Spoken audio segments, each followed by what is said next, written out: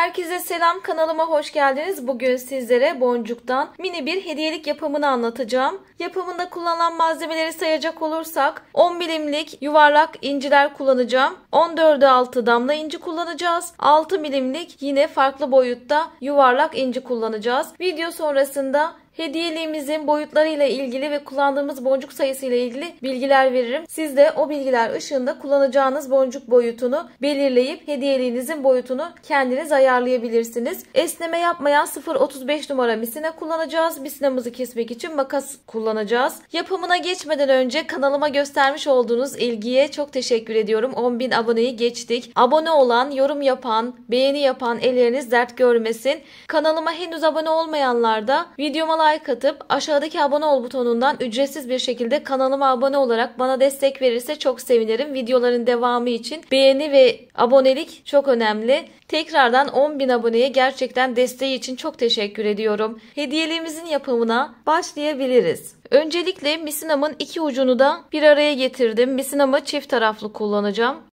Şöyle iki ucunu da eşitledim. Boncuk takıyorum. Öncelikle 10 milimlik yuvarlak incimden takıyorum bir tarafa. Yine aynı tarafa şöyle tombul tarafından bir tane damla inci takıyorum. Diğer misineye geçiyorum. Diğer uca da yine tombul tarafından bir tane damla inci takıyorum. Şöyle yere koyayım da göstereyim arkadaşlar. Bakın, incilerimizi bu şekilde takacağız ilk etapta ve bunları misinamın ortasına getirdim. Pozisyon bu şekilde olacak. Daha önce kanalımda Kadınlar Günü'ne özel bir papatya modeli yapmıştım. Bu modeli kullanarak bir tane küçük minik hediyelik yapıyorum. Bu da sizler tarafından istenilen bir modeldi arkadaşlar. Hem yapımını tekrar anlatacağım hem de bunu hediyeliğe nasıl çevireceğiz onu göstereceğim. Düğümleme yöntemiyle ilerleyeceğim. Düğümleme yöntemi dediğim yöntemde bunu her videomda mutlaka anlatıyorum. Aynı taraftaki misinayı damla boncuğumdan geçireceğim. Bakın, aynı taraftaki misina. Ucunu ters çevirip geri boncuğumdan geçirdim. Sadece damla inciden geçiriyoruz ve burada bir baloncuk oluşturuyorum. Oluşturduğum baloncuktan karşı taraftaki diğer misinayı geçiriyorum içinden. Karşılıklı çekiyorum. Ve burada bir düğüm oluşuyor bakın. Burada oluşan düğümü yine misinamın bulunduğu boncuğun arasına elimle yardımcı olup çekiyorum. Kaydırdım, boncuğumun arasına aldım. Düğümleme dediğim yöntem bu ve bu yöntemle ilerleyeceğiz. Şimdi misinama tekrardan boncuk takıyorum. Boncuk dizilimim şu şekilde. İncinin olduğu taraftaki misinaya bir tane inci taktım. Bir tane de damla boncuk taktım. Tombul olan taraf incimin olduğu tarafta, dikkat ederseniz. Pozisyonunuz bu olsun. Şimdi damla inciden tekrar bağlama yöntemiyle, düğümleme yöntemiyle bağlama, düğümleme fark etmez. Misinamızı düğümleyelim. Damla incimden geri misinamı geçirdim aynı taraftaki misinayı. Diğer misinayı da bu baloncuktan geçiriyorum.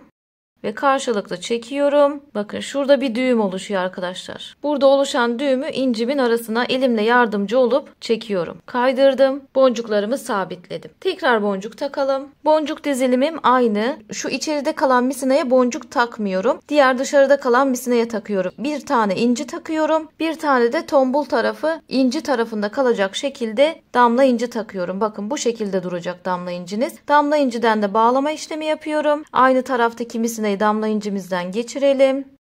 Hepsini çekmiyorum. Baloncuk oluşturuyorum. Oluşan baloncuktan diğer misinayı geçiriyorum. Karşılıklı çekiyorum. Burada oluşan düğümü boncuğumun arasına kaydırıyorum. Çektim. Boncuğumu bu şekilde sabitliyorum. Bu yöntemi özellikle kullanıyorum. Modelim daha sağlam duruyor arkadaşlar. Oynama yapmıyor. O yüzden bu yöntemi kullanıyorum. Devam edelim sıralarımızı yapmaya. Aynı şekilde boncuk takalım. Görüldüğü üzere boncuk dizilimim yine aynı. Bir tane inci, bir tane damla inci. Ama nasıl? Damla incimin pozisyonuna lütfen dikkat edin. Dar tarafı içe gelecek şekilde, tombul tarafı da inci tarafında kalacak şekilde takıldı. Damla inciden bağlamayı yapıyorum.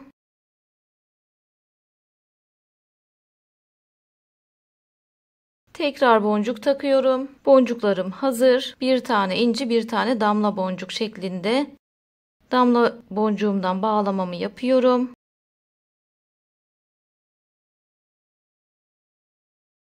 Devam ediyorum. Tekrar boncuk takacağım. Boncuk dizilimim aynı gördüğünüz gibi.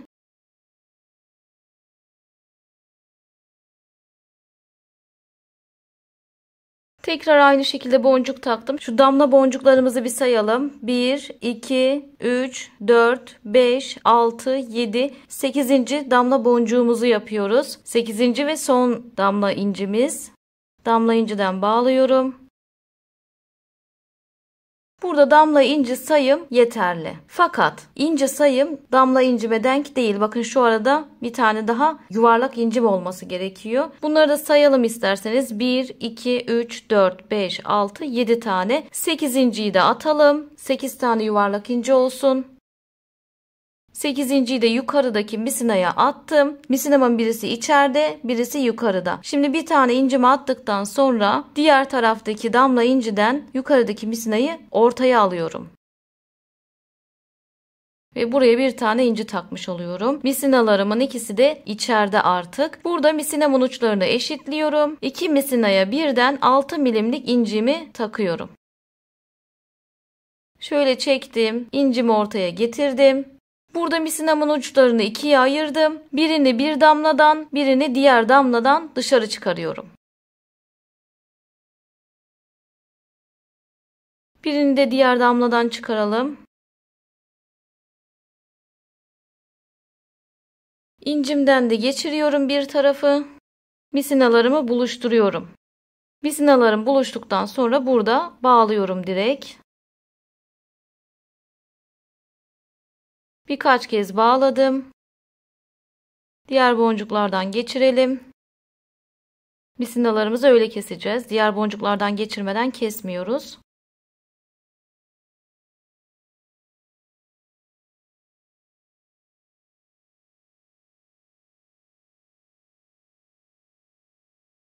Modelimizin bir tarafı hazır. Şimdi aynısından bir tane daha yapacağız.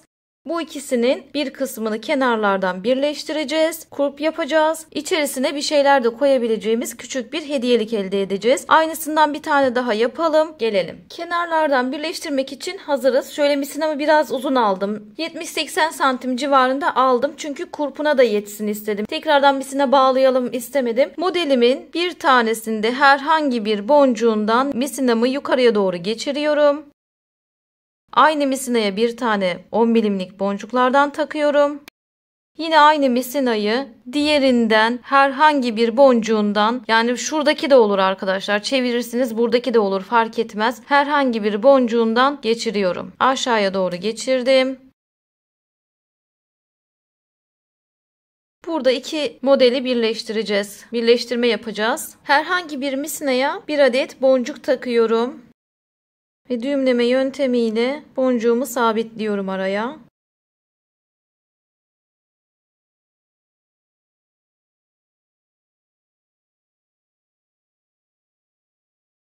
Bakın iki tarafı birbirine bu şekilde birleştireceğiz. Şimdi misinalarımı birer boncuk sağdan ve soldan öne alıyorum.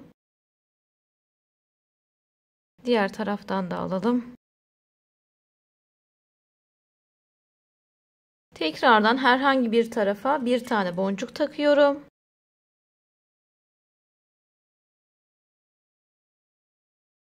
Bakın bu şekilde birleştiriyorum. Nereye kadar birleştireceğim? Şuraya kadar birleştireceğim arkadaşlar. Şu boncuklara kadar.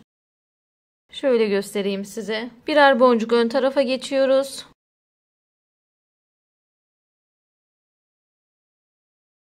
Ve bu araya bir tane boncuk takıyorum. Damla incilerin olduğu aralara diyebiliriz. Tekrar birer boncuk öne geliyorum. Birleştirmek bu şekilde arkadaşlar. Birer boncuk sağdan ve soldan öne geliyorsunuz. Araya bir tane boncukla birleştirmenizi yapıyorsunuz. Boncuğum hazır. Çekiyorum. Birleştiriyorum. Birer boncuk ön tarafa geliyorum.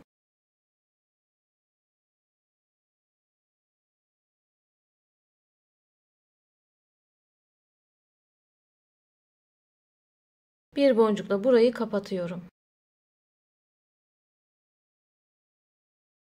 Son bir kez birer boncuk ön tarafa alıyorum misinalarımı.